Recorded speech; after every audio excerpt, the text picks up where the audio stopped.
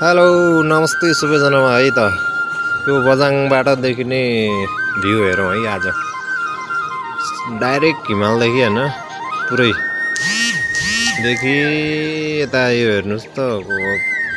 यहाँदेखि देखिने भ्यू के बजाङको चैनपुरदेखि देखिने भ्यू चाहिँ यस्तो खतरा छ है यो माथि बादल लागेको छेउ छ नि यहाँ पुरै हिमाल देखिन्छ कि यो अलि बादलले पुरै छेक्यो अहिले यो साँझ पुग्यो बादल लागिरहेछ अलिकति मौसम पानी पर्ने जस्तो भएको छ माथि साइडतिर यता त हुन्न होला आज पानी यो डाइरेक्ट बिहान उठ्ने बित्तिकै सिधै हिमाल देख्न पाइन्छ यताबाट यस्तो आनन्दको ठाउँ मान्छेहरू युरोप अमेरिका अस्ट्रेलिया भन्छ नि त युरोपभन्दा कम छ र यो ठाउँहरू छैन नि है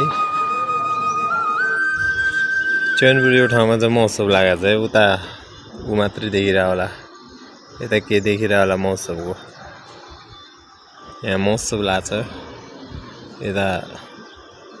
सेती नदी आउने ठाउँ पनि त्यही हो है गाइस त्यहाँबाट अब त्यतै उतै यो डाँडाको मुनि भएर यताबाट सिधै यता यो मुनि भएर यताबाट गएको छ है सिधै यताबाट बगेको छ यहाँ चाहिँ पुरै सेती नदी पनि बगिरहेछ ओ डाँडामा घाम कस्तो रमाइलो छ त गाइस सबैजनाले हेरेर साथ दिनु होला थ्यांक यू फर वाचिङ।